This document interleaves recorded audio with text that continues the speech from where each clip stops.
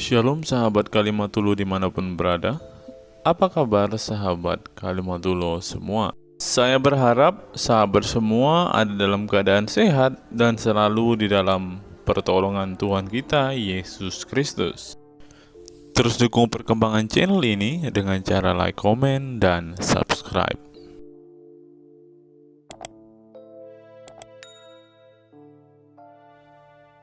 Halo teman-teman muslim, selamat malam.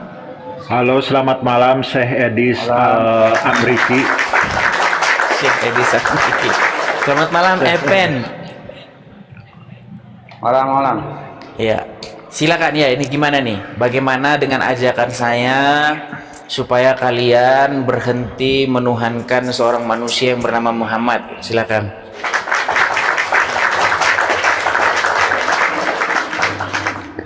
Tapi sebentar dulu ini. Ini Syekh Kilap ini dari diskusi-diskusi yang lalu itu sudah mengakui ya Syekh Kilap ya bahwasanya umat muslim itu sudah banyak yang meninggalkan Al-Quran begitu ya. Betul, fakta. Nah, ya, bagaimana menurut pendapat Pak Apin? Ini temanya ini ya memang jelas. Siapa yang mengumumkan Muhammad? Umat muslim.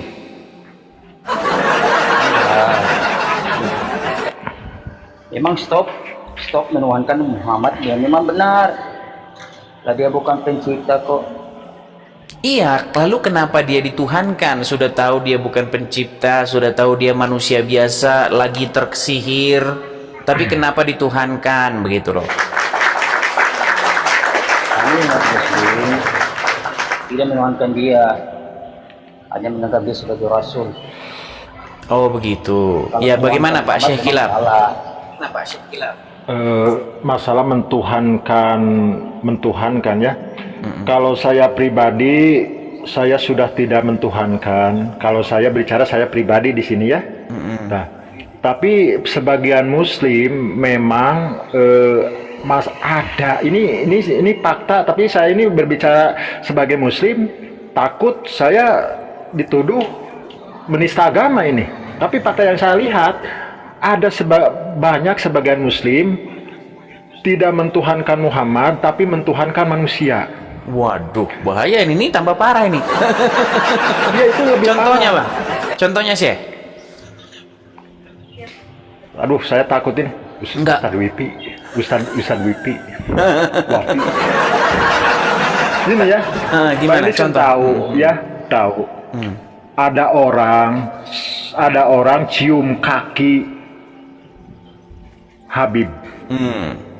Tahu kan mungkin itu bahkan minum bekas air cucian kakinya. ya itu mengkultuskan. Menurut saya itu sangat mengkultuskan orang, bukan lagi baginda Nabi yang dia kultuskan, tapi orang yang kurang jelas lah menurut saya. Itu lebih parah itu. Ya. Ya, bagaimana? Bagaimana, Pin? Itu bukan menuhankan. Kan kalau ngomong sama mereka begitu, Syekh Kilap. Ya, maksudnya begini. Tolong Bang Edis ya, ntar. Silakan. Jadi kalau apa disampaikan tadi oleh saudara saya ini memang itu kita hanya mereka sebagai para habaib ya, yang jelas mereka punya berkah ya, hanya sebatas mengambil berkah dari mereka, bukan berarti kita menyembah mereka. Jadi pemahamannya salah. Jadi kita kembali aja, kita masih Betul kan Syekh? Makanya saya bilang stop menuhankan Muhammad dan keluarganya. Mereka nggak mau Syekh. Jadi Syekh aja lah yang menghadapi yang sesama muslim kalau saya nanti. Silakan Syekh. ya sama Bang Edis aja. Bukan begini Pak Epen, bahwa di sini seorang muslim pun dia sudah setuju dengan saya begitu loh, bahwa banyak dari kalangan kalian sampai sekarang itu masih menuhankan orang-orang yang dikatakan keluarganya Muhammad begitu loh. Kalau mengenai tema dari Bang Iris nih ya, stop menuhankan Muhammad, memang benar betul. Ya silakan Syekh, gimana Syekh? Ya. Silakan Syekh, gimana Syekh? Ya,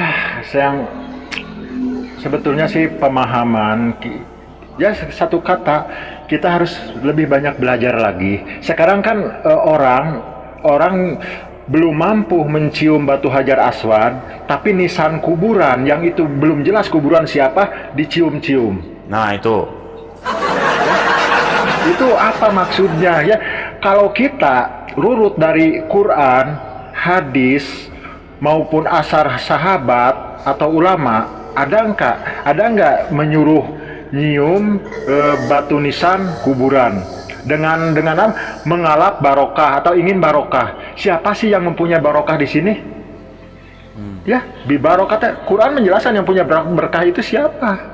Itu ya Allah. Ya. Bukan, kata mereka yang punya berkah itu keturunannya Muhammad. Kan sudah saya bilang, Syekh, mereka kan sudah meninggalkan Al-Quran, Syekh.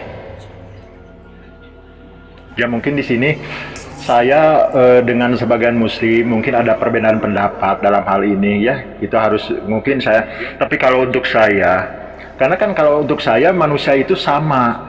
Dalilnya apa? Inna akramakum indallahi atqakum. Sesungguhnya yang paling mulia di antara kalian yang paling takwa. Ya, yang paling takwa. Dan tandanya orang takwa itu seperti apa? Orang yang sudah kenal dengan Allah. Orang yang sudah kenal dengan Allah, sudah mengenal Allah, itulah yang paling takwa.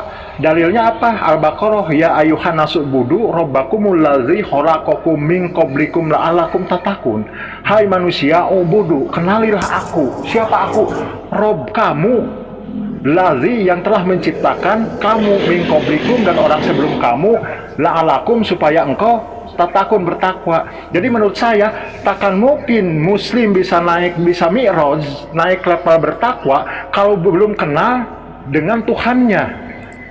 Ya, seperti sholat menyembah Allah, apa yang kau persembahkan dan mendapatkan hasil apa.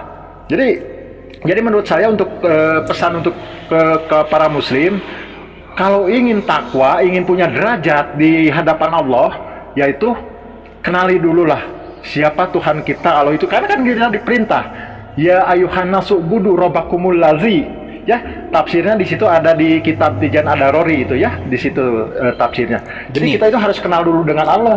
Yang saya herankan begini, Syekh, kenapa setiap muslim yang ilmunya dalam begitu seperti Syekh Kilab itu mengakui bahwa banyak muslim sudah menuhankan Muhammad, tapi kalau yang ilmunya ecek-ecek dia nggak sadar gitu. Gimana itu coba? Maksudnya begini, Syekh, coba jelaskan kepada Epen bahwa banyak umat muslim yang mempertuhan keluarganya Muhammad seperti itu. Muhammad dan keluarganya, silakan. Ya, diakui tidak diakui memang ikhwan saya itu mungkin masih banyak mengkultuskan gitu ya, mengkultuskan agak berlebihan. Sedangkan Allah dalam Al-Quran melarang berlebih-lebihan, termasuk kepada baginda Nabi. Baginda Nabi kan dia tidak mau sebetulnya dikultuskan, karena saya ini adalah orang biasa, sama seperti kalian, makan, minum, dilempari, kena sakit gitu ya, enggak. Tapi ya maaf di sini tapi mungkin kencingnya diminum loh, Syekh. Kencingnya ya setelah iya darahnya. Betul lah, kencingnya darahnya diminum. Ya kalau darahnya ada hadis itu ya. Iya, makanya. Tapi kalau kencingnya saya nggak tahu ya. Iya, kencingnya, bahkan ludahnya juga. Ludahnya Muhammad itu kalau dia Muhammad meludah itu harus ditampung oleh para sahabatnya. Kalau ludah saya tahu ada hadisnya, ke darah ada, tapi kalau kencing saya belum tahu ya. Kencing juga. Saya kurang informasi. Kencingnya Muhammad tuh diminum. Dan katanya tidak ada air yang lebih segar daripada kencing Muhammad. Nah, menjadi pertanyaan, kalau tidak ada air yang lebih segar dari kencing Muhammad, apakah dia minum kencingnya sendiri? Nah, itu pertanyaan kan? Aduh, saya harus cek itu. Saya kekurangan informasi ya masalah itu. Mungkin coba ditanya dulu Epen. Coba gimana Epen?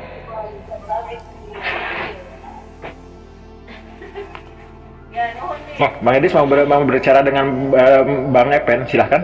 Boleh. Silakan Epen tanggapannya. Sama Bang Idis dulu ya. Ya, silakan. Jadi begini ya, coba mengenai tema yang disampaikan oleh Bang Idis ini ya, stop menuhankan Muhammad, seperti tadi yang saya bilang bahwa memang pantas dia memang gak bisa kita nuhankan dia. Iya, tapi kenapa masih saja menuhankan dia? Contohnya begini, Bang. Contoh apa yang kalian lakukan? Contoh begini. Saya tanya dulu sama Bang Epen. Bang Epen, kalau ada seorang muslim, dia meminta kepada taruhlah misalnya namanya Sarifuddin, oke? Si Sarifuddin ini sudah meninggal 500 tahun yang silam. Dia meminta kepada si Sarifuddin, wahai Sarifuddin, dengarkanlah kami Sarifuddin yang sudah meninggal 500 tahun yang lalu. Sarifuddin, kira-kira itu perbuatan musyrik nggak? Musyrik. Kenapa itu musyrik? Artinya menuhankan bukan selain daripada sang pencipta ya kan? Oke, baik ya. Dia menuhankan, oke. Selain daripada Allah ya memang musyrik. Oke. Artinya Anda sudah mengakui bahwa ketika ada orang meminta-minta kepada orang yang sudah meninggal, artinya Anda sudah mengakui itu adalah perbuatan syirik karena menuhankan orang yang meninggal. Nah, sekarang bagaimana dengan umat muslim yang meminta-minta kepada Muhammad yang sudah meninggal, yang berkata, Muhammadku, Muhammadku, dengarlah seruanku? Itu Jadi begini Bang Edis, seperti yang Bang Edis kutip tadi itu sebenarnya bukan meminta ya, itu hanya sebuah apa ya, lagu-lagu Islami, salawatan. kan beda kan? Coba Syekh Kilap, gimana tanggapan Syekh Kilap itu? Kan beda kan? Silakan. Tapi sebetulnya kan kalau yang itu sebetulnya secara gue sama Bang Edis ya, sebetulnya itu bukan suatu permintaan sebetulnya, cuman masalahnya lagu. Itu begini betul kalau itu. Begini Syekh Kilap ya, kan kalian meminta kepada Muhammad supaya kalian didengarkan oleh Muhammad. Dengarlah seruan kami, kan gitu. Iya betul, tapi Bang Edis itu hanya sebuah, menurut saya itu hanya sebuah syair, jadi itu tidak termasuk karena ibadah ritual, tidak. Karena kalau kita cari ya seperti itu diperintah sama siapa, andaikannya seperti itu diperintah siapa, setul nggak ada kalau itu. Karena kan yang saya tahu kita disuruh bersolawat ya, bersolawat. Yang saya tahu solawat itu kalau baginda Nabi mengajarkan ya, baginda Nabi mengajarkan hanya Allahumma sholli ala Muhammad. Terus yang panjangnya Allahumma sholli ala Sayyidina Muhammad wa alali, dalam atahiyat itu ya, solawat Ibrahimiyah. Cuman itu yang saya tahu. Tapi kan ada karangan ulama-ulama gitu banyak ya, solawat ada nariyah, munjiat, ada tibil kulub dan lain-lain gitu ya. Tapi kan itu sebetulnya kita ini berdoa itu ya, mendoakan baginda Nabi. Pertanyaannya, kok baginda Nabi didoakan? Ya, kita berdoa kepada baginda Nabi, Allahumma ya Allah ya Tuhan kami, sholli, sebab engkau mengasihi ala Muhammad, kepada baginda Nabi Muhammad. Loh, kok seorang muslim mendoakan kepada baginda Nabi Muhammad? Atau apakah Nabi Muhammad dalam keadaan seperti apa sampai didoakan? Mungkin orang luar Islam bertanya-tanya mungkin ya. Sebetulnya itu kalau saya, kita berdoa ke baginda Nabi Muhammad sebetulnya seperti kita menyenterkan senter ke cermin. Jadi sebetulnya itu. Tapi gini Syekh, apakah Muhammad sendiri itu dia mengucapkan itu? Allahumma sholli. Ya Allah, tolong limpahkanlah kerahmatan dan keselamatan bagi Muhammad dan keluarganya, begitu. Apakah Muhammad berkata sedemikian? Aduh, kalau masalah itu ya jujur, saya belum menemukan hadisnya masalah itu. Soalnya belum menemukan hadisnya itu. Kalau kita, seperti Bang Edis kan berkata, bilang waktu itu, apakah sholat Muhammad sama bacaannya dengan saya? Ya. Allahumma sholli ala Sayyidina Muhammad. Ya. Kalau masalah itu berat ya? Saya bingung. Berat itu. Karena kan gini, seolah-olah ya Allah, limpahkanlah kepada masa kayak gitu ya. saya menurut saya jujur belum saya menemukan itu ya. Jadi kan di sini kan dalam sholat usoli kama roaitumuni solu kama sholat engkau seperti sebagaimana kamu melihat saya sholat, sebagaimana engkau melihat aku sholat ya. Pertanyaannya untuk saya, apakah saya melihat baginda Nabi sholat? Jauh jaraknya. Iya, makanya itu. Karena begini. Karena antar mazhab pun kan beda-beda sholatnya. Ya, beda.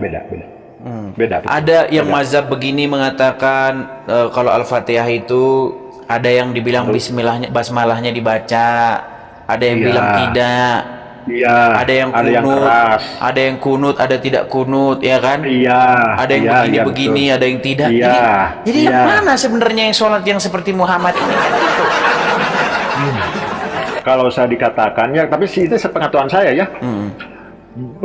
Dari hadis istri-istrinya, berarti Ummu Umamah, Ummu Habibah, Aisyah, yang saya ketahui ya baginda Nabi sholat itu sepengetahuan saya memang beda-beda. Dalam satu sisi dia sholatnya mungkin kayak gini, tapi di sisi lain kayak gini. Jadi kan yang meriwayatkan hadis seperti istri-istrinya, saya percaya kepada istri-istrinya karena mereka, oh Muhammad ini sholatnya kayak gini. Kata istri yang lain. Berarti kemungkinan Muhammad sholatnya ngasal-ngasalan. Ngasalnya kalau dia konsisten mungkin ya? Nggak konsisten berarti ya? Kadang-kadang gini, kadang-kadang gini. Nah, tapi herannya begini, herannya mazhab itu ngeyel begitu bahwa wajib kunut, yang lain bilang nggak wajib kunut. Ini gimana? tapi bagaimana dengan begini, Syekh? Bagaimana dengan pernah nggak gitu Syekh merasa curiga bahwa itu adalah akal-akalan supaya antar mazhab itu menjadi tidak terlalu tajam perselisihannya begitu? Artinya begini, ini mazhab ini sholatnya kunut, mazhab A sholatnya tidak kunut. Berarti gimana caranya biar mereka damai ini? Maka marilah kita mengarang sebuah hadis, kadang-kadang Muhammad kunut, kadang-kadang nggak kunut. Nah, bagaimana kira-kira kalau itu sebuah karang-karangan belaka seperti itu untuk mendamaikan dua sholat yang berbeda? Itu bisa jadi ya saya masukan yang bagus untuk penelitian saya. Kemarin juga kan saya masuk ke room Kristen. Saya di situ berbicara tentang hadis baginda Nabi menyuapi orang buta di Madinah. Kata dia, bang saya itu hadis palsu. Hadis palsu? Ya, saya terkejut. Loh, kok hadis palsu?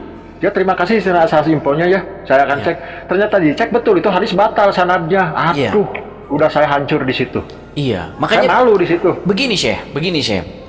Saya melihat, dan ini bahkan menurut orang-orang Islam sendiri, bahwa seseorang yang dinamakan Bukhari, ya, dia itu mengumpulkan, kalau tidak salah itu sekitar 600.000 hadis.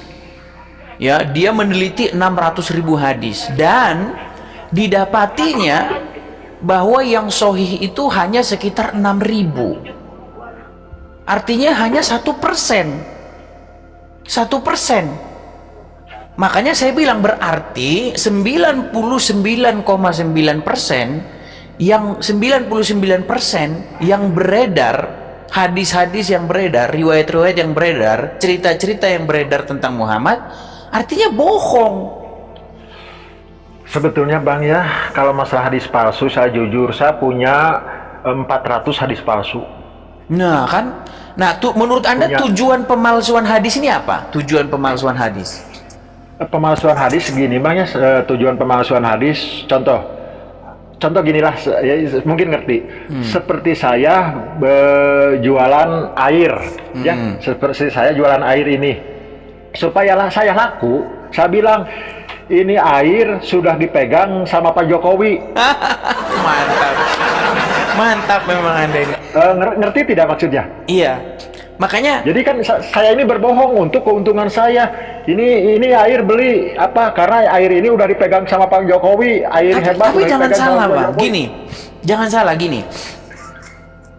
Misalnya ya, mazhab tertentu dia bersikeras bahwa wajib kunut. Ya, Sementara mazhab yang lain bersikeras kunut tidak wajib. ya betul. Lalu muncul sebuah informasi bahwa Muhammad sendiri kadang kunut kadang tidak kunut, supaya kedua orang ini tidak tajam perselisihannya. Nah, saya mau gini, Syekh, di dalam sebuah hadis Muhammad itu memang mengizinkan umat muslim itu untuk berdusta dalam hal mendamaikan orang yang sedang berselisih. Nah, makanya begini, supaya mazhab yang kunut dengan mazhab yang tidak kunut ini tidak bertikai, maka harus berdusta ini, ya, supaya mereka diberikanlah informasi kepada yang kunut dan diberikanlah informasi kepada yang kunut informasi yang bohong, yang dusta, supaya mereka bisa berdamai sesuai dengan ajaran Muhammad. Umat muslim bolehlah berdusta, boleh mengucapkan kata-kata bohong dan dusta demi untuk mendamaikan pihak-pihak yang sedang berkelahi sesuai dengan ajaran Muhammad. Jadi saya juga nggak bisa menyalahkan orang-orang yang memberikan kabar-kabar bohong, karena ya Muhammad sendiri membolehkannya. Seperti itu. Berat ya. Ya berat memang. Berat. Aduh ya, memang saya dalam hal itu kan saya juga kan jujur ya. Tapi ini saya ngobrol-ngobrol lari dari topik itu ya, dari topik. Saya juga kan gini Bang ya, saya jujur. Saya ini dari kecil, kita dua lompat lagi ya kemana kita ngobrol kemana-mana lah. Dari kecil di doktrin saya harus mengimani 4 kitab, Jabur, Taurat, Injil, dan Quran. Saya bertanya ke guru saya, sampai sekarang jawabannya sama, dari tahun 80 sampai sekarang sama. Mana yang disebut Jabur, Taurat, Injil? Kata beliau, ya udah terkumpul semuanya di dalam Al-Quran. Kata saya, kalau sudah terkumpul di dalam Al-Quran, kenapa masih ditulis 4? Udah aja Muslim wajib mengimani 1 kitab. Ya udah Quran aja. Gitu. Iya, gini Bang, sebenarnya begini, itu adalah juga karang-karangan orang-orang Islam.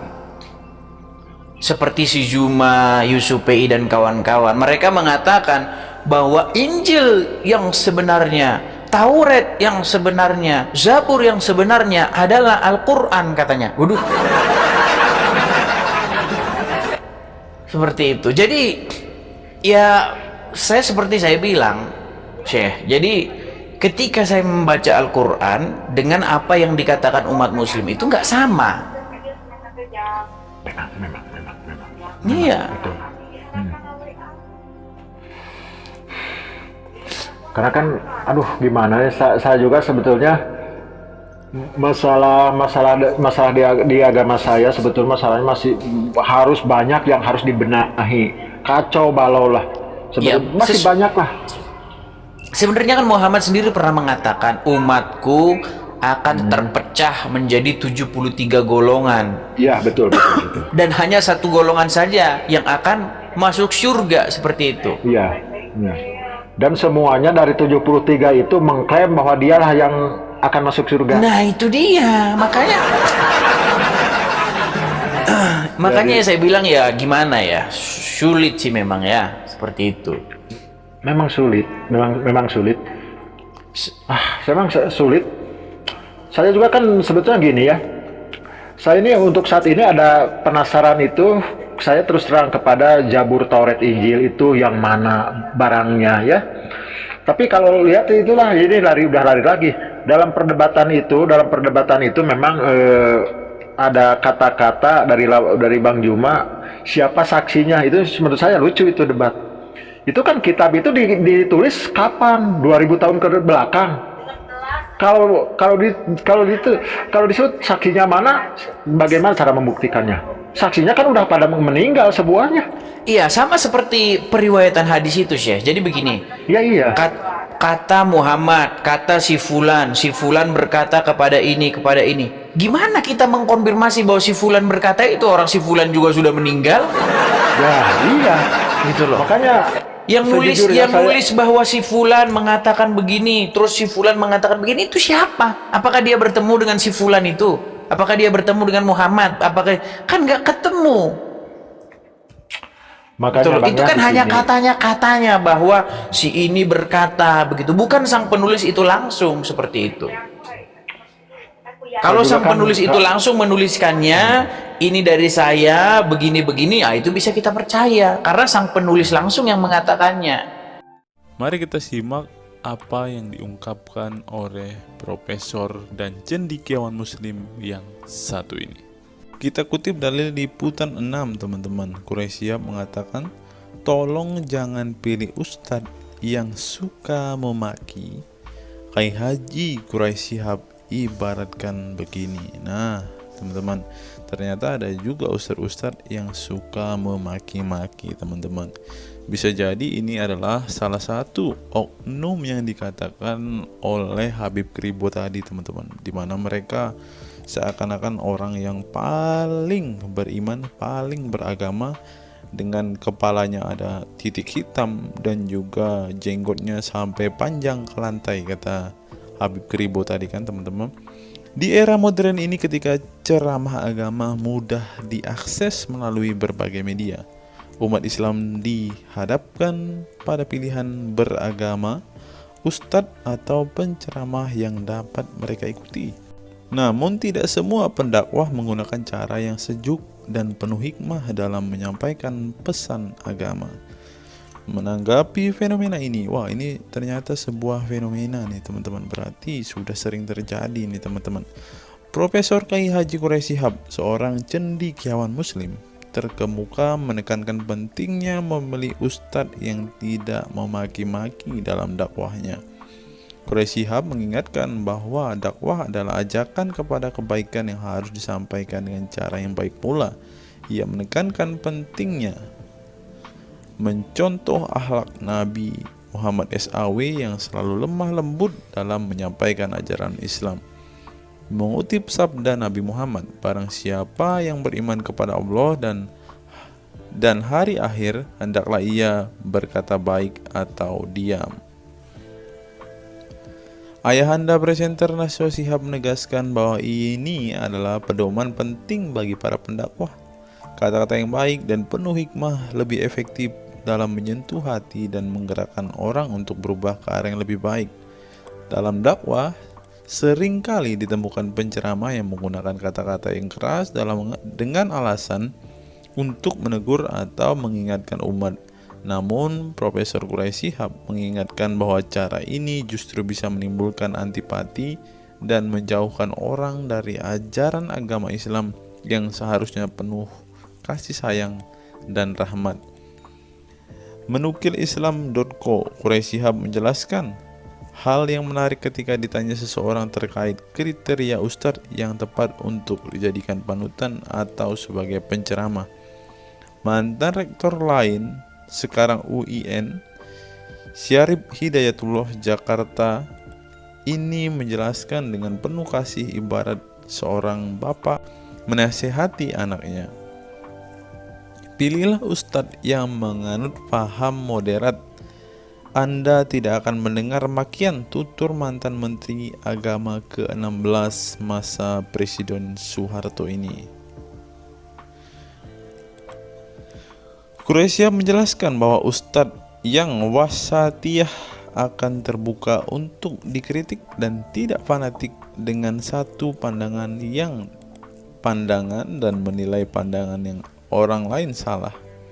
Quraisy Shihab menjelaskan bahwa ustadz wasatiyah akan terbuka untuk dikritik dan tidak fanatik dengan satu pandangan dan menilai pandangan orang lain salah. Ustadz yang wasatiyah memahami bahwa jalan menuju agama itu begitu besar dan memiliki jalan-jalan kecil untuk menuju jalan besar itu. Karena dalam rincian ajaran agama yang Tuhan tanyakan adalah hasilnya, misalnya 5 tambah 5, 10, tapi bisa juga 7 tambah 3, lanjutnya. Salah satu ciri ustadz yang wasatiyah menurutnya adalah berpengetahuan luas. Ustadz yang berpengetahuan luas akan mampu menilai dan menghargai suatu pendapat, sedangkan ustadz yang sempit pengetahuannya akan mudah menyalahkan. Semakin luas pengetahuan seseorang, semakin besar toleransinya. Semakin sempit, semakin bodoh tandasnya. Nah, teman-teman muslim, silahkan kalian mau milih ustadz yang modelnya seperti ini. Karena ustadz yang berilmu itu seperti yang dikatakan oleh Bapak Quraisy Shihab ini, bahwa mereka pasti adalah orang yang sangat toleransi. Tetapi jika ustadzmu kamu dapati tidak bisa bertoleransi atau orang yang intoleran, maka mereka bisa dikatakan ustadz yang BODOH, kata Quraisy Shihab. Nah, pertanyaannya adalah, apakah Zuma termasuk standar ustadz yang baik atau ustadz yang toleran? Mari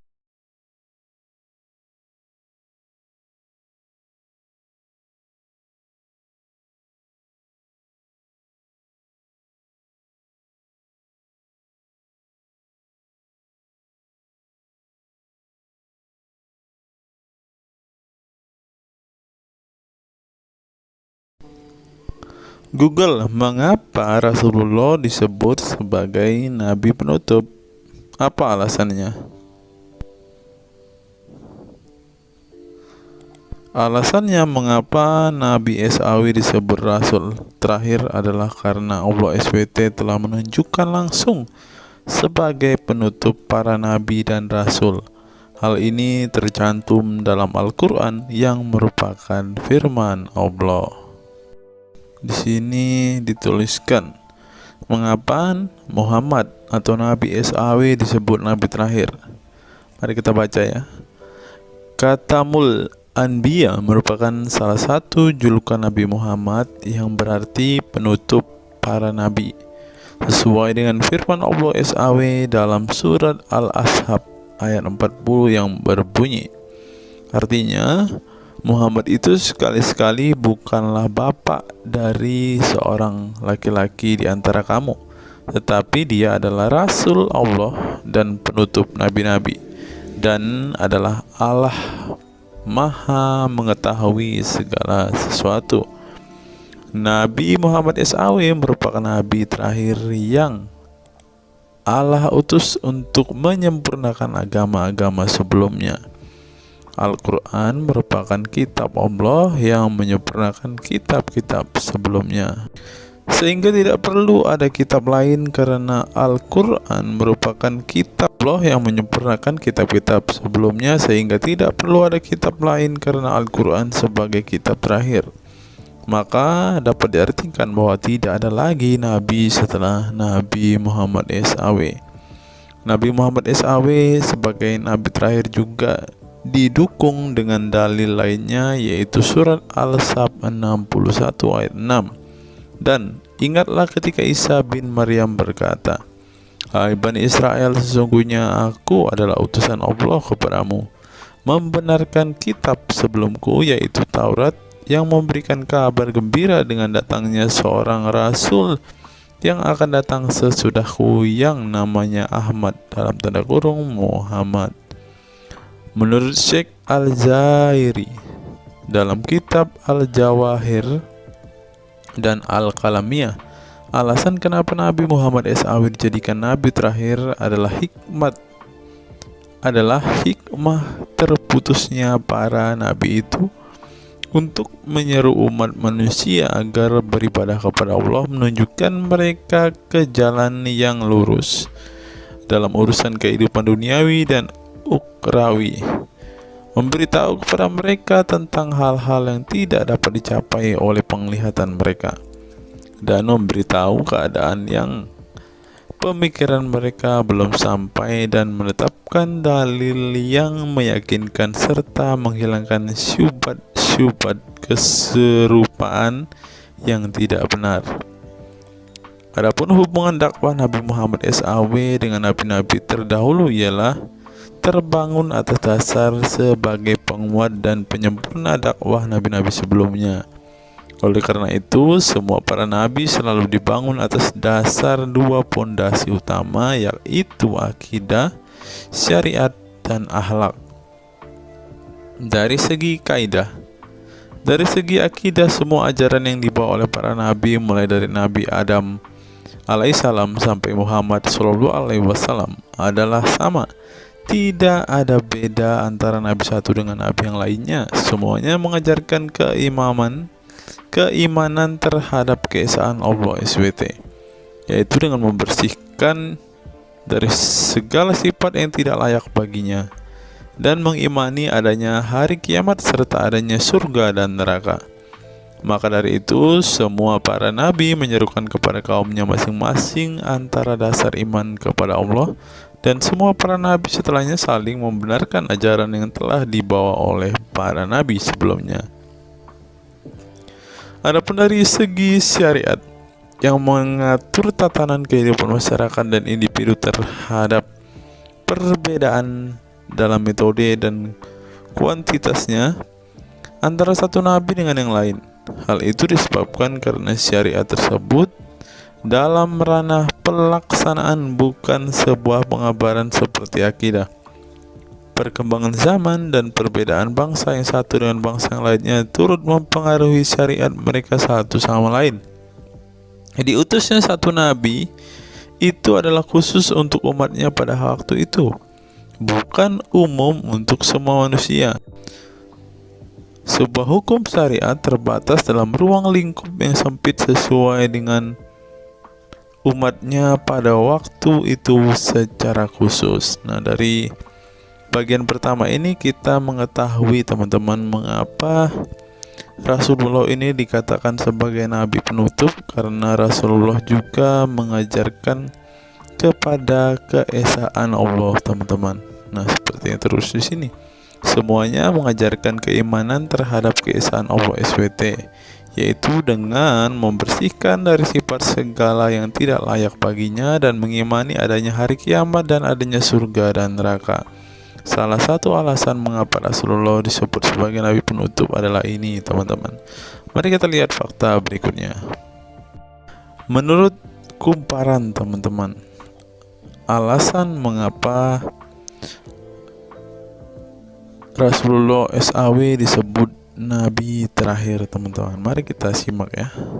Saya berharap teman-teman tidak bosan mendengar setiap fakta-fakta yang kita bukakan ini, karena dengan melihat fakta-fakta ini setidaknya kita belajar, teman-teman, dan dapat memaklumi mengapa sih saudara-saudara muslim kita itu sangat-sangat menjunjung tinggi Rasulullah, teman-teman. Mari kita simak. Nabi Muhammad SAW adalah nabi yang ke-25 dalam Al-Quran. Sebagai umat Islam, kita diwajibkan mempercayai bahwa tidak ada rasul lain setelah kematian Nabi Muhammad SAW. Sebenarnya, mengapa Nabi SAW disebut rasul terakhir? Bukan tanpa alasan Allah SWT memilih Nabi Muhammad SAW sebagai rasul terakhir, sehingga kita dilarang untuk mempercayai bahwa adanya rasul setelah Nabi Muhammad SAW meninggal dunia, bahkan sampai memiliki cara pandang berbeda dengan beliau. Nah, jadi teman-teman kita, saudara-saudara kita tidak percaya ada nabi setelah Nabi Muhammad, teman-teman. Terlebih ada yang nabi yang membawa ajaran-ajaran yang berbeda dari apa yang diajarkan oleh Rasulullah. Berikutnya, alasan dibalik Nabi Muhammad SAW disebut rasul terakhir.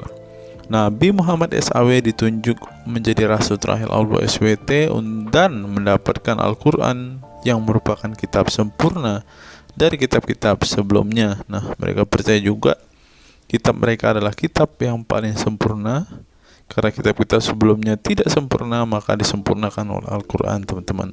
Artinya, wahyu yang sudah diterima Nabi Muhammad SAW sudah terputus sejak beliau meninggal dunia. Ibnu Katsir menjelaskan, Ini merupakan nikmat Allah Subhanahu wa taala yang terbesar atas umat ini. Allah Subhanahu wa taala telah menyempurnakan untuk mereka agama mereka, sehingga mereka tidak lagi membutuhkan agama selain agama mereka. Mereka tidak pula membutuhkan nabi selain nabi mereka. Oleh karena itu, Allah Subhanahu wa taala menjadikannya sebagai penutup para nabi. Allah Subhanahu wa taala mengutus beliau kepada manusia dan kepada jin. Nah, jadi teman-teman, Rasulullah juga bukan hanya dikirim kepada umat muslim, kepada manusia-manusia yang percaya dan memutuskan untuk memeluk agama Islam saat ini, ternyata juga kepada para jin, teman-teman.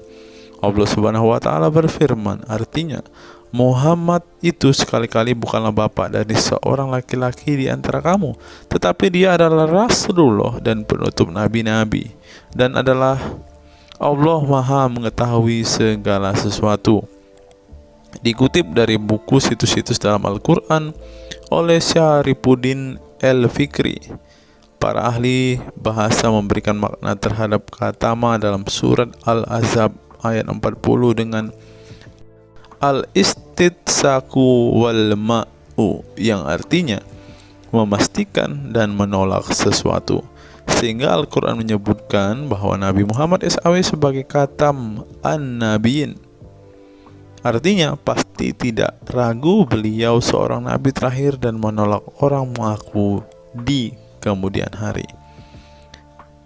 Adapun alasan dibalik Nabi Muhammad SAW sebagai Rasul terakhir dijelaskan oleh Syekh Al-Zairi dalam Al-Jawahir Al-Kalamiyah.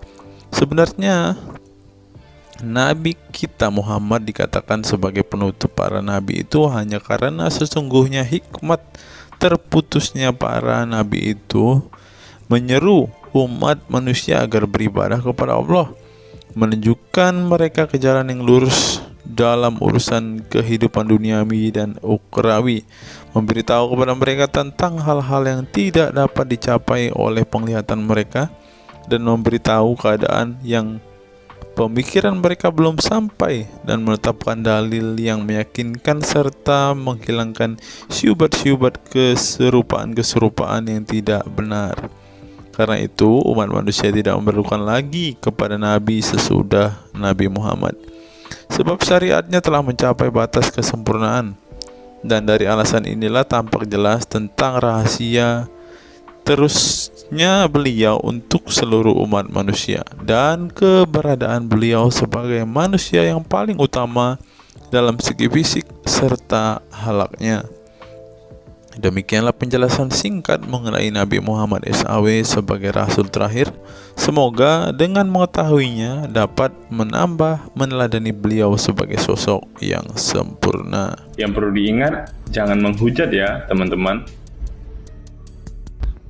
Mengutip sindonews.com, inilah ke-10 keistimewaan Rasulullah.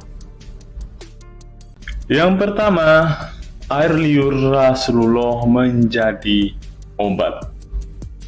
Dari Sahl bin Sa'ad berkata, saat Rasulullah dan para sahabat akan berperang di Khaibar, Rasulullah bersabda bahwa ia akan memberikan bendera kepada seorang pria yang cinta dan dicintai oleh Allah dan Rasulnya, dan Allah akan memberikan kemenangan.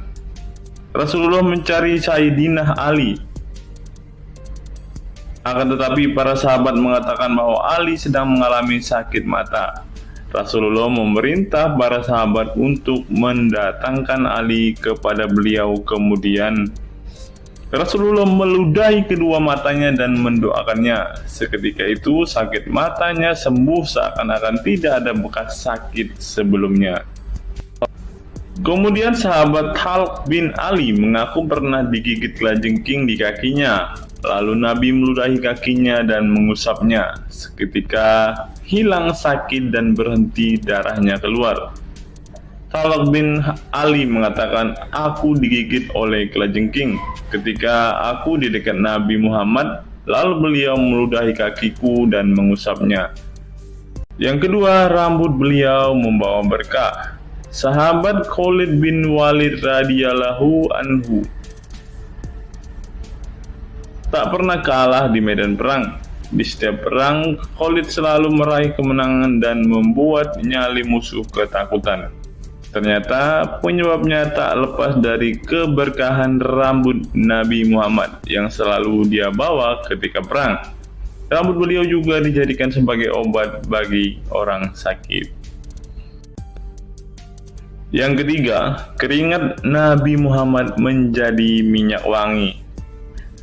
Anas bin Malik menceritakan keberkahan keringat Nabi Muhammad sebagai minyak wangi. Beliau mengatakan, Nabi masuk ke rumah kami dan beliau qailullah, tidur siang di tempat kami. Ketika tidur itu, Nabi berkeringat, kemudian ibuku datang membawa botol dan keringat Nabi Muhammad ditampung ke dalam botol itu. Kemudian ketika Nabi bangun dari tidurnya, beliau bertanya kepada ibuku, "Wahai Ummu Sulaim, apa yang sedang engkau perbuat?" Ummu Sulaim mengatakan, "Ini keringatmu wahai Rasulullah, aku jadikan minyak wangi dan ini adalah minyak wangi yang paling wangi." Yang keempat, tidak memiliki bayangan. Asyadid Muhammad bin Alawi Al-Maliki dalam kitabnya Mafahim Yazid Antus Hahaha menyebut di antara kekhususan Nabi Muhammad adalah tidak memiliki bayangan. Karena memang beliau adalah cahaya dan cahaya tidak pernah memiliki bayangan. Nabi tidak memiliki bayangan meskipun ada sinar matahari. Ini didukung oleh doa Nabi yang meminta kepada Allah untuk dijadikan sebagai cahaya. Hal ini disebutkan oleh Imam Muslim dalam hadis yang menjelaskan tentang bacaan Nabi dalam doa sujudnya. Ya Allah, jadikanlah di dalam hatiku cahaya, di pendengaranku cahaya, dalam penglihatanku cahaya, di sebelah kananku cahaya, di sebelah kiriku juga cahaya, di depanku cahaya, dan di belakangku cahaya, serta di atasku cahaya, juga di bawahku cahaya, dan jadikanlah untukku cahaya. Dalam riwayat lain juga disebutkan, jadikanlah aku cahaya. Yang kelima, tidak pernah menguap. Dalam kitab Al-Qashais Al-Kubra, Imam Asyuyuti menyebutkan riwayat Nabi Muhammad yang sepanjang hayat tidak pernah menguap. Ditakris oleh Imam Al-Bukhari dalam kitabnya Al-Tariq dan juga Ibnu Abi Saibah dalam Musannafnya, dan dari Isa Ibnu Sa'ad dari Yazid bin Al-Asham, beliau berkata bahwa Nabi Muhammad tidak pernah menguap sama sekali. Yang keenam, hati beliau tidak pernah tidur. Keistimewaan lainnya adalah kedua mata beliau tertidur, namun tidak demikian dengan hati beliau. Suatu waktu Nabi Muhammad pernah ditanya oleh istrinya Sayyidah Aisyah tentang tidurnya selepas sholat witir. "Wahai Rasulullah, apakah engkau tidur setelah sholat witir?" Beliau menjawab, "Betul Aisyah, sesungguhnya mataku tertidur dan tetapi hatiku tidak pernah tidur." Ini sejalan dengan apa yang disebutkan beliau bahwa para nabi tidaklah tidur kecuali hanya mata mereka saja yang terpejam. Hati mereka tidak pernah tidur dari berzikir kepada Allah Ta'ala. Dan begitu juga para nabi tidur hanya matanya saja, sedangkan hatinya tidak pernah tidur. Yang ketujuh, jubah beliau sembuhkan orang sakit. Asma bintu Abu Bakar radhiyallahu anhu bertaburuk dengan jubah Nabi. Dari Abdullah bin Kaisan berkata, "Diperlihatkan kepadaku sebuah jubah tayalisah dari Kisra dan kerahnya berbahan dibaj. Juga kedua sisinya dijahit dengan dibaj." Asma berkata kepada budaknya, "Wahai Abdullah, jubah ini dahulu ada pada Aisyah hingga ia wafat. Setelah Aisyah wafat, aku pun mengambilnya. Dulu Rasulullah sering memakai jubah ini. Kami pun biasa mencuci jubah ini dengan air untuk menyembuhkan orang yang sakit." Kedelapan, darah bekam Nabi diminum sahabat. Darah Rasulullah benar-benar barokah. Sahabat Abdullah bin Zubair radhiyallahu anhu pernah meminum darah Nabi. Diceritakan Abdullah datang kepada Rasulullah ketika beliau sedang berbekam. Setelah Rasulullah selesai, maka beliau memberikan darah berbekam itu sambil berkata, "Pergilah dan sembunyikan darah ini dari manusia." Maka aku pergi dan meminum darah itu. Selepas itu aku mendatangi Rasulullah kembali. Lalu Rasulullah bertanya, "Apa yang kamu lakukan?" Abdullah menjawab, "Aku sudah sembunyikan darah itu di tempat yang tidak boleh dilihat oleh manusia." Baginda Nabi berkata lagi, "Jangan-jangan kamu telah meminumnya?" Beliau menjawab, "Ya, aku telah meminumnya, wahai Rasulullah." Setelah meminum darah itu, Nabi Muhammad berkata kepada Abdullah, "Sungguh engkau telah menjaga dirimu dari api neraka." Yang ke-9, tidak pernah ihtilam atau dalam tanda kurung mimpi basah. Ihtilam adalah keluarnya air mani karena sebab mimpi atau fantasi. Di Indonesia sering disebut dengan mimpi basah. Dan itu tidak pernah terjadi pada Nabi Muhammad. Dalam kitab hadis Al-Mu'jam Al-Kabir, Imam At-Tabarani mengeluarkan sebuah riwayat dari Ibnu Abbas bahwasannya Nabi Muhammad tidak pernah ihtilam atau mimpi basah. Yang ke-10 yang terakhir, teman-teman, dapat melihat dan mendengarkan ringkihan langit. Dari sahabat Abu Dzar, Nabi Muhammad bersabda, "Sesungguhnya aku melihat apa yang kalian tidak lihat, dan aku mendengar apa yang kalian tidak dengar, ringkihan langit.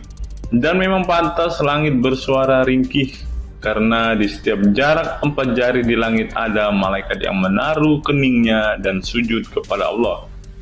Demi Allah, seandainya kalian mengetahui apa yang aku ketahui, kalian akan sedikit tertawa dan banyak menangis." Keistimewaan lain dari Nabi Muhammad disebutkan ketika beliau buang air tidak ada bekasnya sama sekali. Dalam kata lain, semua kotoran beliau ditelan bumi, tak sedikit pun yang tertinggal. Beliau juga mampu melihat ke belakang dengan jelas sebagaimana beliau melihat ke depan. Itulah ke-10 keistimewaan Nabi Muhammad yang juga menjadi bukti kenabian beliau. Rasulullah adalah manusia sebagaimana umatnya, akan tetapi Allah menjadikan beliau sebagai manusia yang tidak seperti manusia pada umumnya.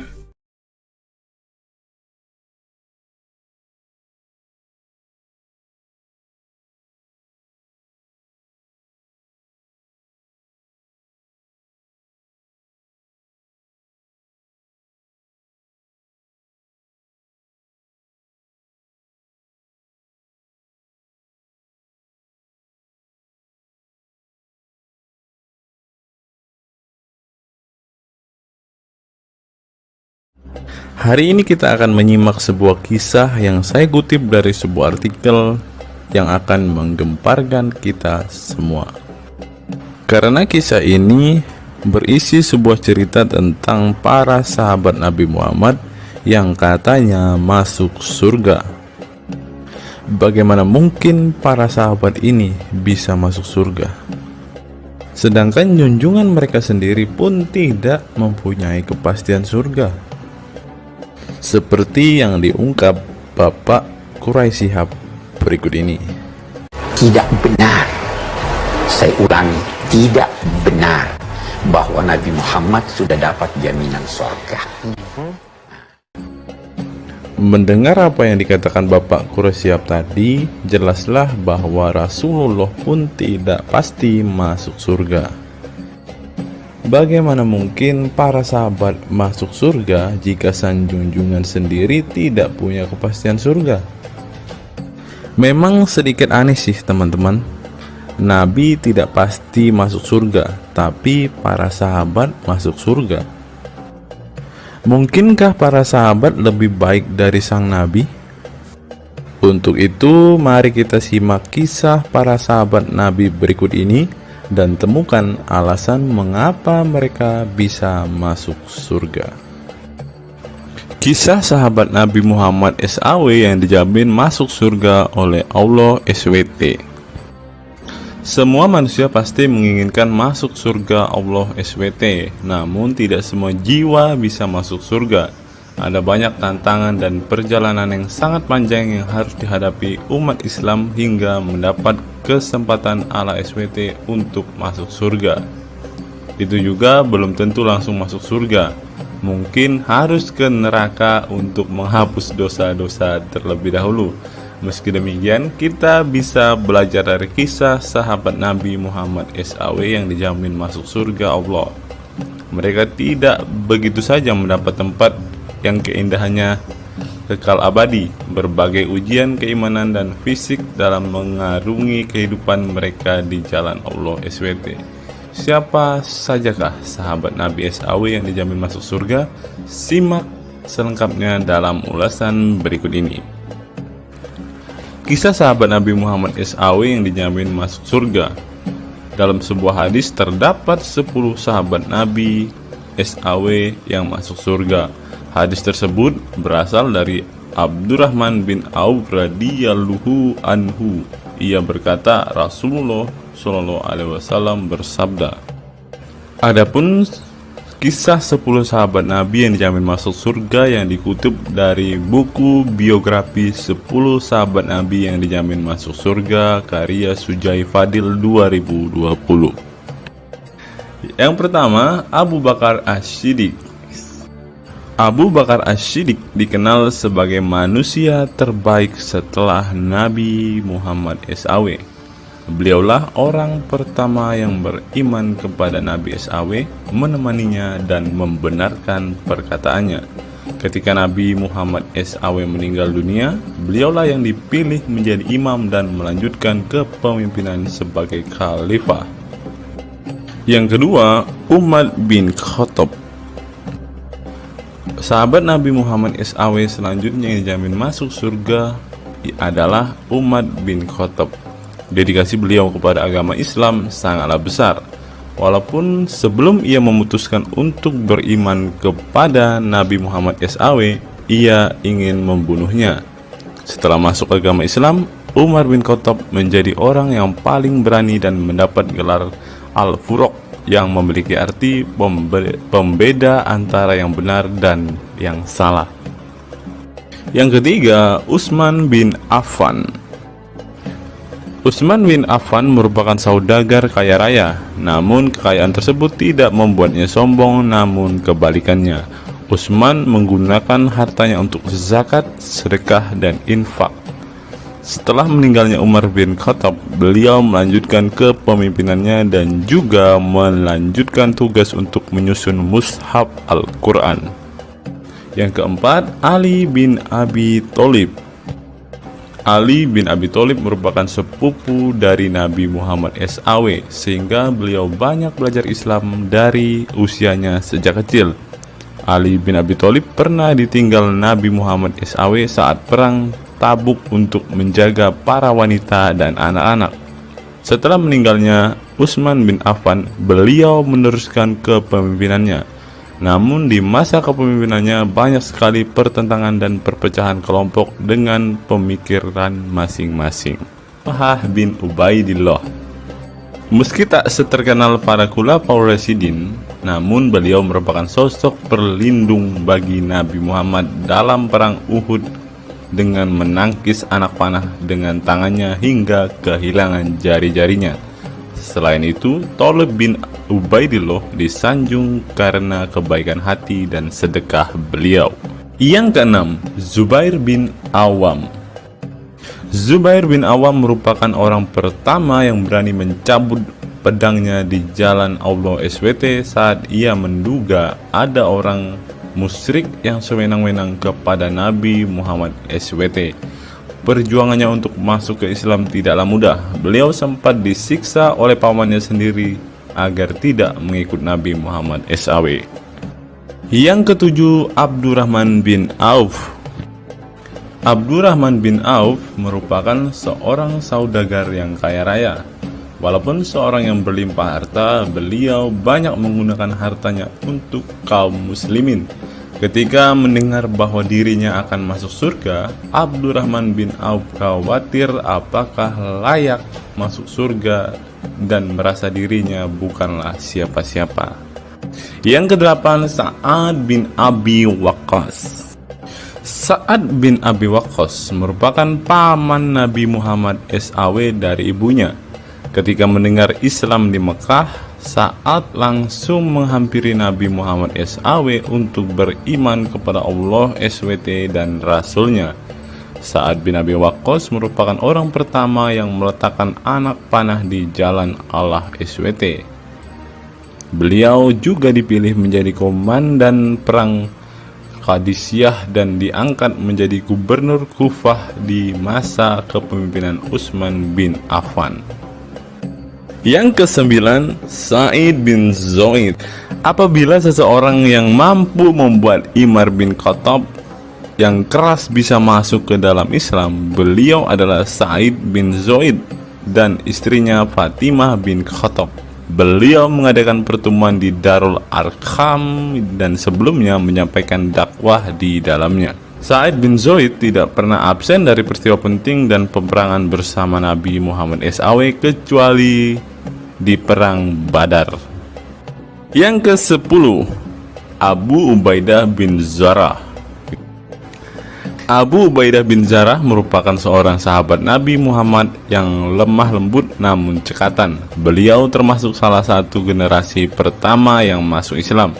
Ketika perang Uhud, 2 gigi depannya copot, malah tampilan dirinya makin bagus.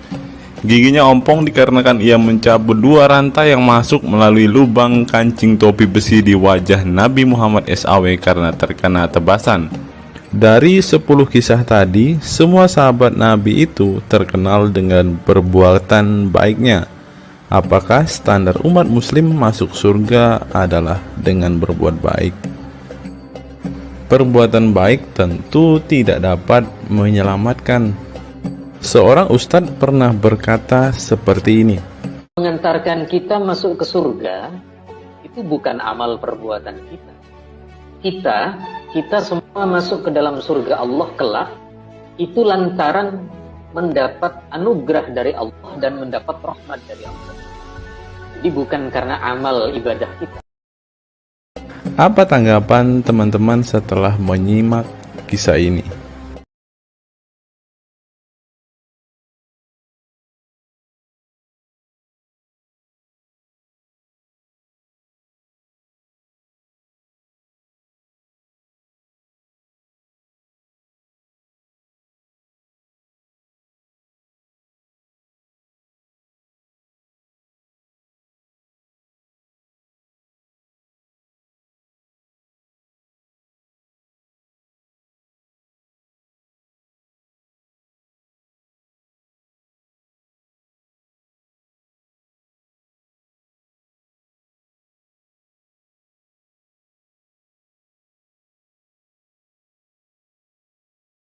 Saya teringat dengan satu perkataan seorang ustadz, teman-teman. Ustadz ini mengatakan bahwa memang benar saudara-saudara muslim kita itu hanya suka membaca Al-Quran, suka berbahasa Arab, tetapi pada kenyataannya mereka ini, teman-teman, ternyata adalah orang-orang yang tidak paham sama sekali dengan apa yang mereka baca, teman-teman.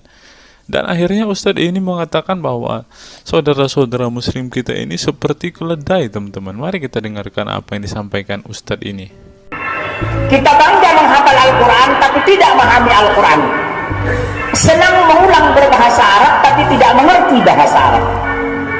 Suka membaca Al-Quran tapi tidak memahami maknanya. Akhirnya apa? Menjadi keledai di Indonesia.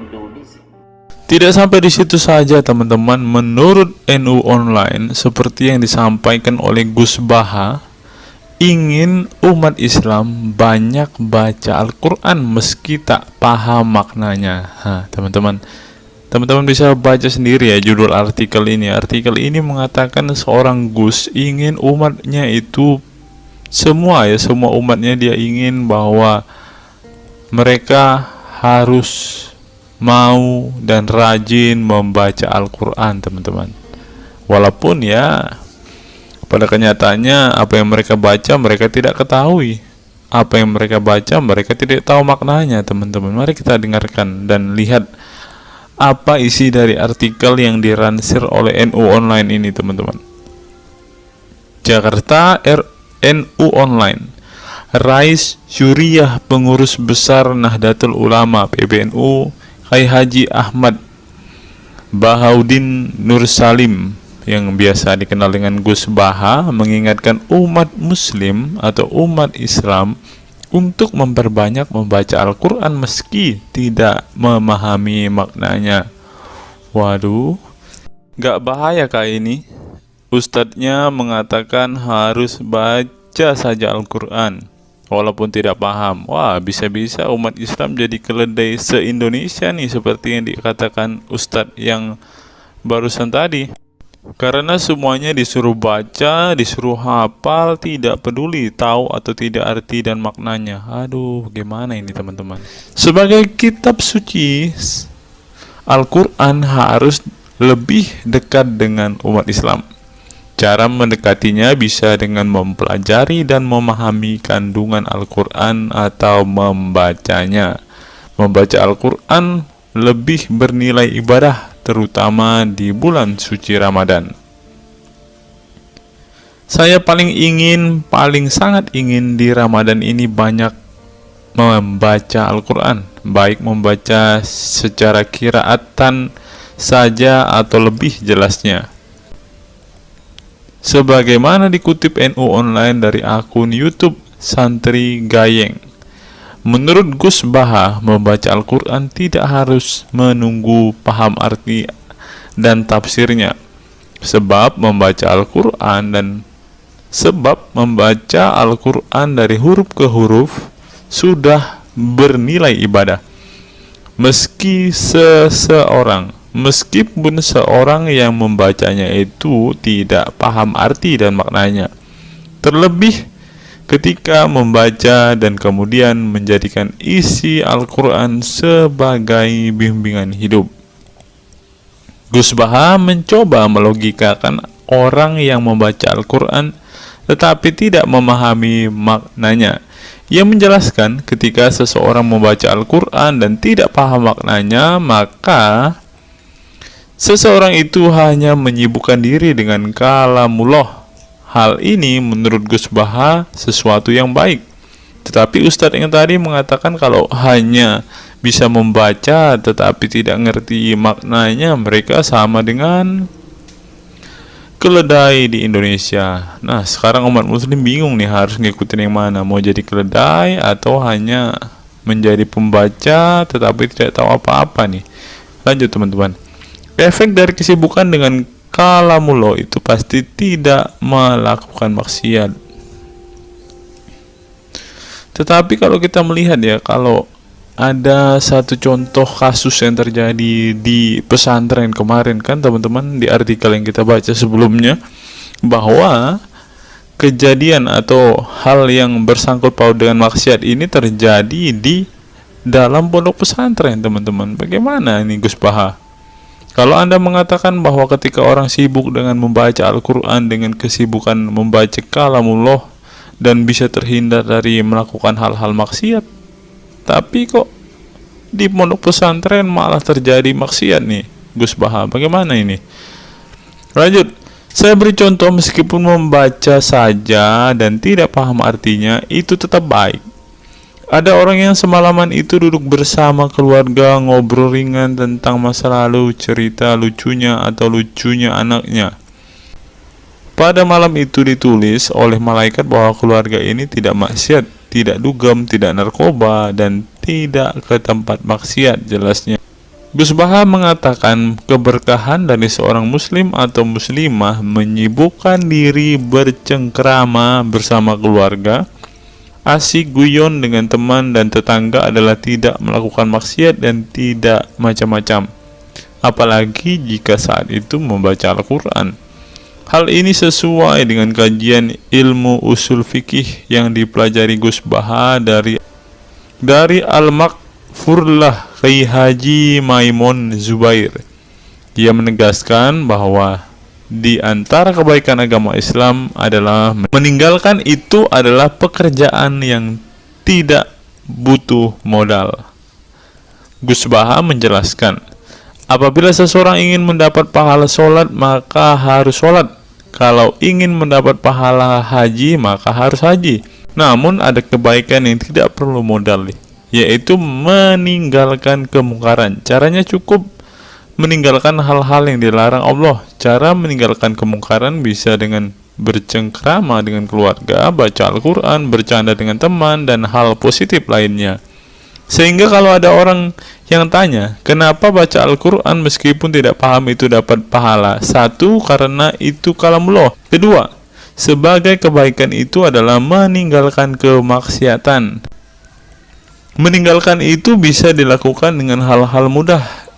Ini pentingnya ngaji. Saya ngaji usul fikih dengan Kai Haji Maemun, abahnya Gus Yasin, katanya.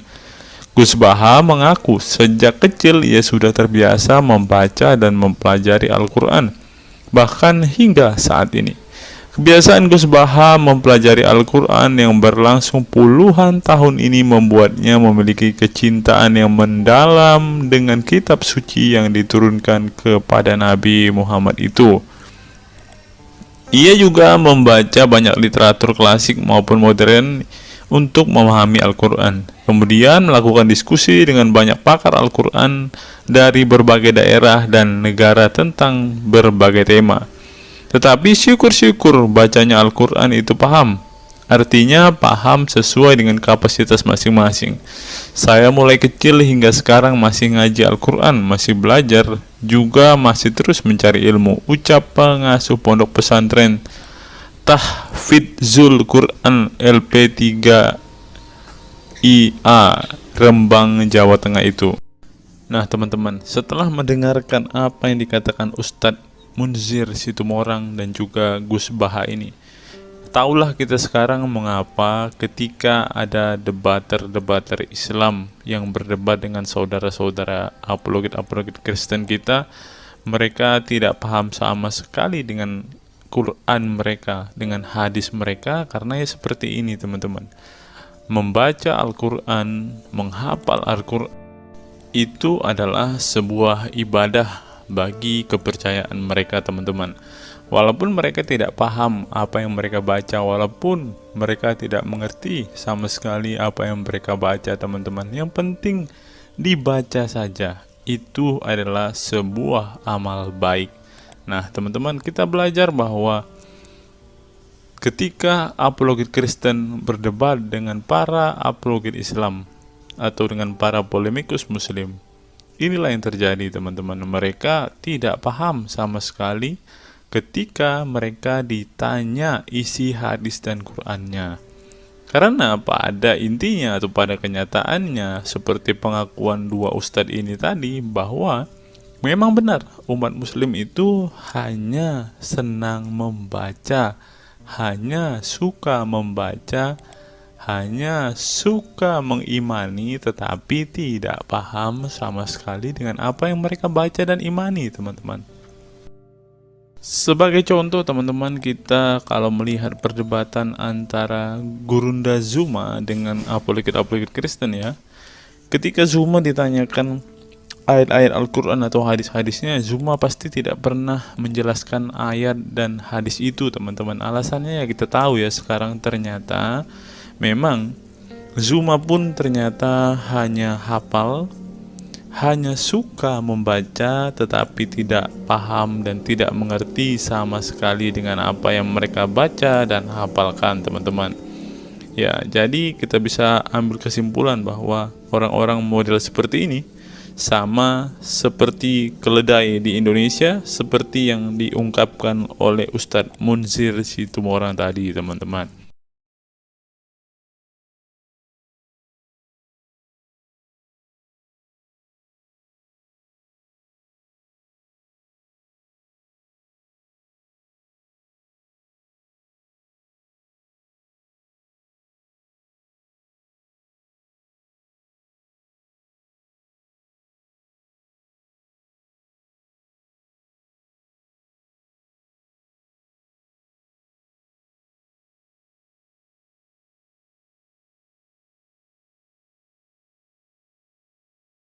Fenomena pemurtadan dan kelompok Islam radikal.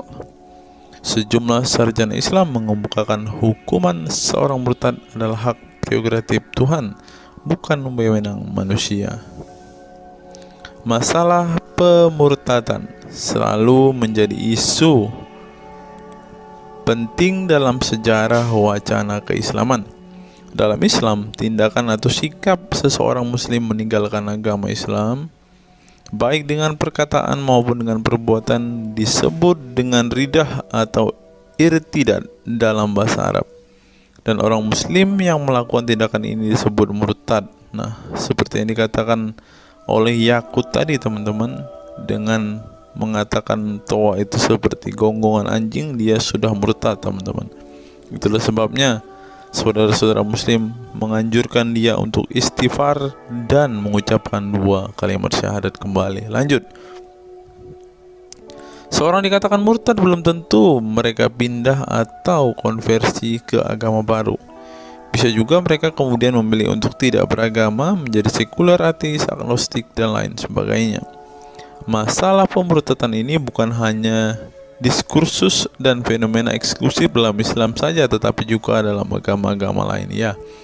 Ada banyak pendapat di kalangan sarjana muslim tentang status ridah yang dan bagaimana seharusnya memperlakukan seorang murtad.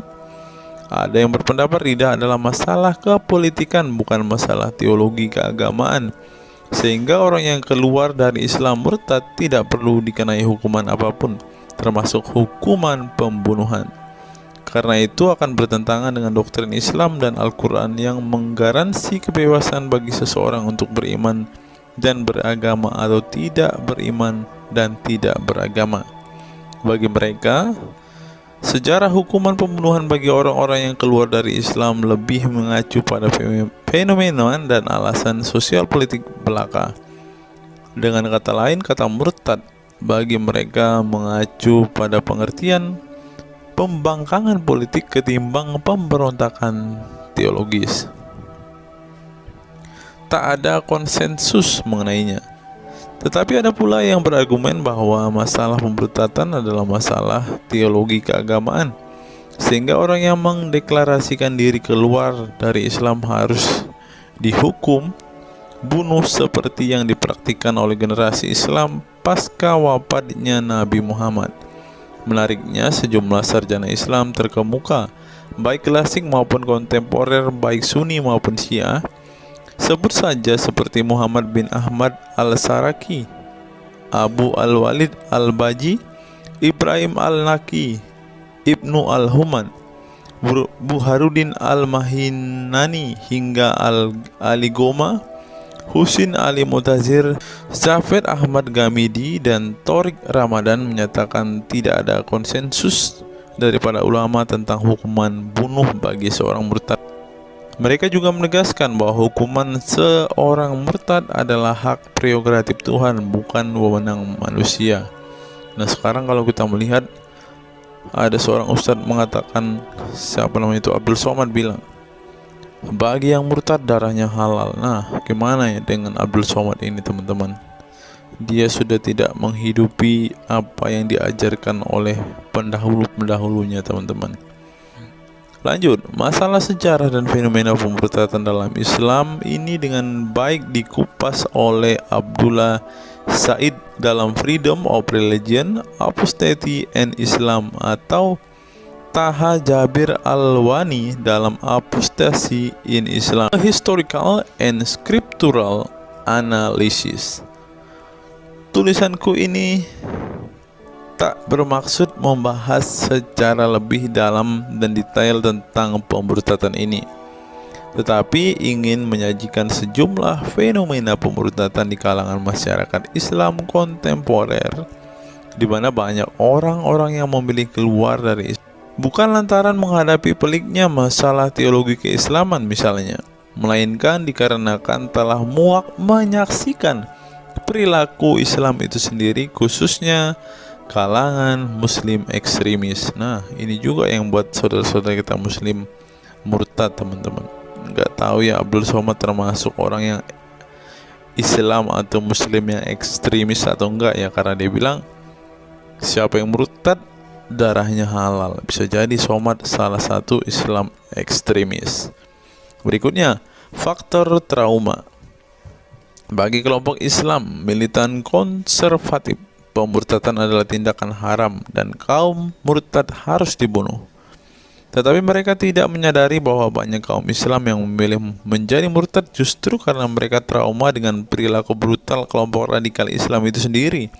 Lihat misalnya penuturan sejumlah mantan muslim dalam buku Living Islam, Apostate Speak Out, yang diedit oleh Ibnu Warak, nama samaran, seorang pensiunan Islam kelahiran Rajkot, India.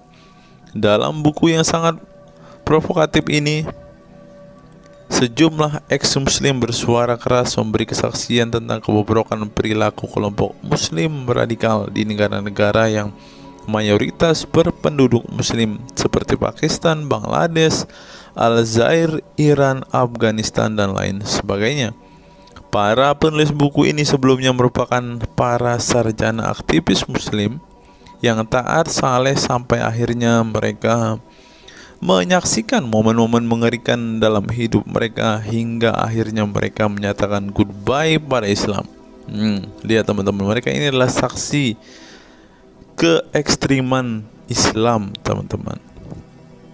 Kini mereka memilih menjadi Kristen, agnostik, ateis, humanis, sekularis, free thinker, dan lain sebagainya. Setelah mendeklarasikan dari emoh pada Islam, mereka kemudian pada umumnya memilih tinggal di Barat, khususnya Amerika Serikat, Kanada, Eropa Barat, dan Australia. Karena kalau mereka tinggal di Arab ya pasti dipenggal, teman-teman. Sebagai suaka baru mereka dengan pertimbangan satu, masalah ketidakamanan jika mereka tinggal di negara asal mereka sebab seorang yang pindah agama dihukumi murtad dan mereka itu bisa dibunuh. Nah, benar apa yang saya katakan tadi kan teman-teman. Yang kedua, lantaran di Barat ada jaminan soal kebebasan beragama. Nah, kalau di negara asal mereka hanya satu agama teman-teman. Kalau mau meluk agama lain ya siap-siap dipenggal karena darahnya halal. Inilah ajaran Islam yang asli. Berikutnya, buku yang ditulis oleh kaum murtad ini penting untuk disimak sebagai kritik tajam atas tindakan radikalisme agama yang dilakukan oleh, meminjam istilah Muhammad Said Asmani, kelompok ekstrim yang sering menebarkan kekerasan dan kebencian dalam menyampaikan pesan-pesan keagamaan tanpa disadari bahwa perilaku sadis dan barbar mereka telah menyebabkan sebagian umat Islam frustasi dan kehilangan kepercayaan terhadap agama mereka, kemudian memilih hengkang dari Islam. Ini menunjukkan bahwa masalah pemurtadan atau proses konversi tidak semata-mata masalah teologi keagamaan, tetapi juga sosial, politik, dan ekonomi. Itulah yang dialami Ibnu Warok, Ali Sina, Anwar Saik, Faisal Muhammad, Syarek Malik, Samia Libini, Abul Qasem, dan masih banyak lagi. Semula mereka adalah para pemeluk Islam saleh yang kemudian memilih keluar dari agama ini setelah mereka mengalami dan menyaksikan peristiwa tragis dalam sejarah hidup mereka. Simak misalnya penuturan Ali Sina dalam Why I Live Islam, My Passage from Faith to Enlightenment. Ali Sina yang masih keturunan Ayatollah Iran ini menuturkan pengalaman getir hidupnya menyaksikan serangkaian horor di negaranya Iran. Dia mengatakan sejak Ayatollah Khomeini berhasil menggulingkan diktator Shah Reza Pahlavi pada tahun 1979, segera ia mengganti ideologi sekuler negara dengan ideologi Islami yang tunduk sepenuhnya pada otoritas Khomeini.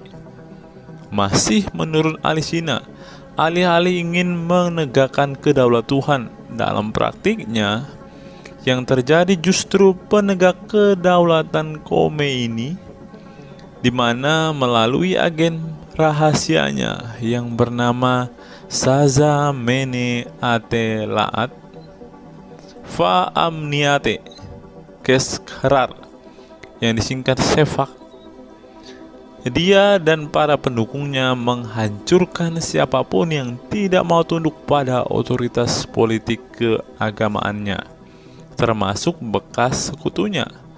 Maka pada saat Imam Khomeini berkuasa, kata Sina, nyawa pun menjadi sangat murah. Ribuan orang Irak dibunuh sebagai efek perang teluk antara Iran-Irak. Ribuan pengikut Bahai Faith disiksa dengan tuduhan murtad, dan ribuan penduduk Iran yang menolak otoritas politik dan agama sang imam dipenjara. Nasib kaum perempuan lebih tragis lagi. Sebelum dibunuh, mereka diperkosa oleh tentara syariat dengan alasan sebagai imbalan pembangkangan kepada sang ayatollah sekaligus tiket menuju surga. Oh, ngeri teman-teman, tiket menuju surga. Peristiwa tragis semasa rezim Khomeini ini membuat Ali Sina trauma dan kehilangan kepercayaan terhadap Islam, sehingga ia memilih murtad. Sekarang ia mendirikan Faith Freedom Foundation untuk mengadvokasi orang-orang yang ingin meninggalkan Islam.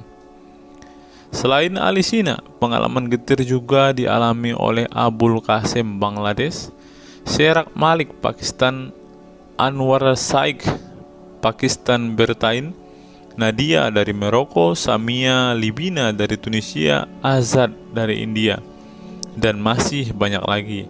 Setelah mengalami dan menyaksikan sejumlah peristiwa tragis kekerasan agama yang dilakukan kaum muslim radikal di negara mereka, mereka kemudian hijrah ke iman yang baru.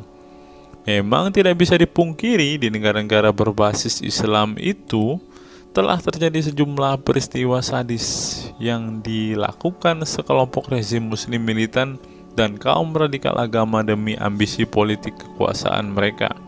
Atas nama agama dan penegakan syariat Islam, mereka melakukan serangkaian teror dan kekerasan terhadap kelompok minoritas dan lawan-lawan politik agamanya.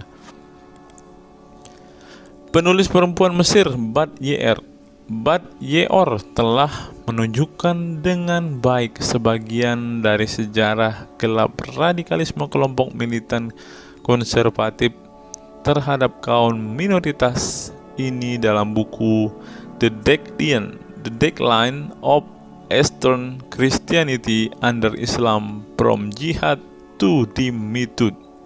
Dalam buku ini, dia berpendapat bahwa konsep dhimmi, khususnya Kristen dan Yahudi yang secara literal mengacu pada definisi protected people, orang-orang yang dilindungi, dalam realitasnya justru menjadi kelompok yang diperas, dieksploitasi, karena di samping dipaksa membayar pajak pada pemerintah, mereka tidak pernah menikmati hak-hak sipil sebagai warga negara. Di negara-negara berbasis syariat Islam, mereka memang menjadi warga negara kelas 2, kalau bukan malah tidak berkelas lagi. Wah. Tidak hanya non-muslim saja, kaum muslim yang kebetulan berseberangan dengan ideologi dan aliran keagamaan rezim penguasa, baik rezim Sunni maupun Syiah, juga mendapat perlakuan kejam dan diskriminatif. Sebagian dari kaum muslim yang dizolimi oleh rezim Islam ekstrem ini masih bertahan memeluk Islam. Tetapi sebagian lain lebih memilih kabur ke negeri lain dan emoh memeluk Islam lagi. Ilustrasi di atas merupakan peringatan keras sekaligus memberi pelajaran berharga bagi umat Islam. Dengarnya saudara-saudara Islam, khususnya kelompok muslim militan konservatif yang selama ini getol berdakwah dengan cara-cara kekerasan dan intoleran. Perilaku brutal dan aksi-aksi kekerasan yang mereka lakukan tidak hanya menyebabkan simpati publik terhadap kaum muslim merosot atau melorotnya tingkat kepercayaan publik terhadap Islam sebagai agama damai, toleran, pluralis, dan rahmatan lil alamin. Tetapi lebih dari itu, tindakan konyol kaum radikal agama ini telah menyebabkan pemurtadan sebagian umat Islam itu sendiri. Kedepan kaum muslim harus menebarkan Islam dengan cara-cara damai, santun, dan toleran, bukan dengan tindakan keras, kasar, dan intoleran yang justru merugikan Islam dan kaum muslim itu sendiri. Jika memang Islam itu agama rahmat bagi alam semesta, maka buktikan itu dengan tindakan nyata. Wallahu alam bishawab. Nah, itulah fakta-fakta yang bisa saya sampaikan pada kesempatan hari ini, teman-teman. Kiranya fakta-fakta ini dapat membuat kita semua sebagai umat Kristen semakin bersemangat berdoa, terlebih memberitakan Injil kepada saudara-saudara muslim kita yang benar-benar rindu, yang benar-benar ingin dan haus mendengarkan kabar baik, teman-teman. Karena Alkitab memang mengatakan ada orang-orang yang hatinya sudah tertutup untuk Injil dan mereka tidak akan pernah mendengarkan kabar baik itu. Bagi saudara-saudara muslimku, segeralah murtad, karena sesuai dengan apa yang kita bacakan hari ini, banyak sekali fakta-fakta yang di luar nalar yang bisa menjadi alasan kalian untuk meninggalkan agama Islam. Apa pendapat teman-teman setelah menyimak video ini? Silahkan tuliskan komentar waras teman-teman di kolom komentar video ini, agar banyak orang semakin waras dan semakin sadar bahwa hanya Yesuslah satu-satunya Tuhan dan Juru Selamat. Hanya Yesuslah satu-satunya yang menyediakan surga bagi setiap orang yang percaya kepadanya. Salam waras, salam sadar. Sampai bertemu di video-video kita berikutnya. God be with you all.